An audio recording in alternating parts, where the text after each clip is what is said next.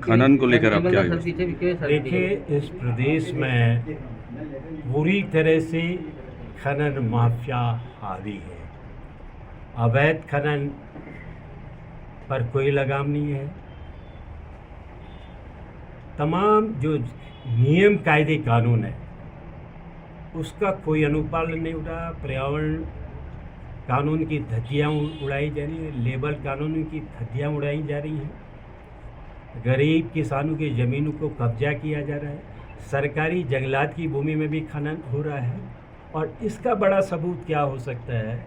इसी बागेश्वर जनपद में उच्च न्यायालय ने लोगों की शिकायतों की पीड़ाओं का संज्ञान लेते हुए अपने कोर्ट कमिश्नर को नियुक्त किया। उन्होंने रिपोर्ट दी और उन्हें साफ पाया कि राज्य के अंदर अवैध खनन हो रहा है, सरकारी ग्रामीण किसानों की ज़मीन का अतिक्रमण हो रहा है, बड़ी बड़ी पोकलाइन मशीनों से खनन हो रहा है। कोई भी उनको इन बड़ी मशीनरियों को लागू करने का प्रदेश में कोई नियम नहीं है। कोई अधिकारी, चाहे पॉल्यूशन कंट्रोल बोर्ड का हो, सक्षम अधिकारी क्षेत्र का मुआयना नहीं कर रहे हैं। लोग नियम लीज उल्लंघन कर रहे हैं और उसके बाद भी धामी सरकार, मुख्यमंत्री जो खुद मंत्री खनन है और एक खनन सचिव जो कह रहा है प्रदेश में सब सही हो रहा है, इस बात का संज्ञान है। बागेश्वर तो खड़िया का एक उदाहरण है। पूरे पर्वतीय क्षेत्र में खनन माफिया हो, नदी नाले सब लूट रहे हैं। मैं कह रहा हूँ ये राज्य आज इन माफियाओं के हाथों में चले गया। शराब के नाम पर पूरे ग्रामीण क्षेत्र में लोग उसका विरोध कर रहे हैं। शराब माफियाओं को शराब की दुकानें लूटने के लिए, लोगों को लूटने के लिए बिना राजस्व को ध्यान दिए वो छेड़ गई हैं। लोग विरोध कर रहे हैं। कल ही मैं जिलाध्यक्ष जी के नेतृत्व में हम लोग दौलागढ़ में धरना पर दिए गए थे। इन 3 सालों में राज्य की मैं अगर सबसे बड़ा भ्रष्टाचार का कोई सीधा तोहफा मुझे लगता है ये शराब के माफियाओं का सवाल है।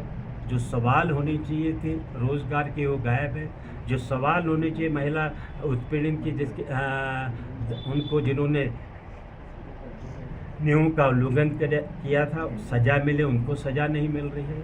सवाल होना चाहिए कि राज्य के नए सिरे से 2600 परिसीमन होगा, उसके बारे में मुख्यमंत्री को, प्रदेश के विभिन्न दलों को संज्ञान में लेना चाहिए कि हमको क्या करना चाहिए।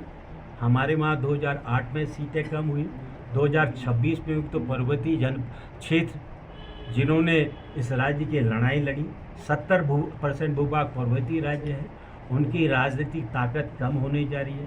आर्थिक रूप से नुकसान होगा, सामाजिक रूप से नुकसान होगा, उस पर राज्य की सरकार कोई ध्यान नहीं दे रही। कोई बहस प्रतिपक्ष से, सामाजिक कार्यकर्ताओं से को कॉन्फिडेंस में नहीं ले रही। तो मैं समझता हूँ कि ये 3 साल इस जनता को, इस प्रदेश को लूटने के सवाल रह गए हैं। और इस मानस खंड में तो बुरा हाल है। मुख्यमंत्री यहाँ से हैं, यहाँ के सांसद केंद्र में मंत्री हैं, लेकिन हल्द्वानी, अल्मोड़ा, मुंशियारी या तमाम राष्ट्रीय राजमार्ग हैं, उनकी हालत खराब है। 2.5 घंटे की अल्मोड़ा से हल्द्वानी की दूरी अब कभी कभी तो 6 घंटे लगते हैं। सर, पूर्व सीएम त्रिवेंद्र सिंह रावत के बयान को आप किस तरीके से देखते हैं? मैं उस त्रिवेंद्र जी के बयान में एक सच्चाई नहीं, लेकिन मैं 2 मुख्यमंत्री वर्तमान पूर्व के सीधुत में पढ़ना नहीं चाहता हूँ।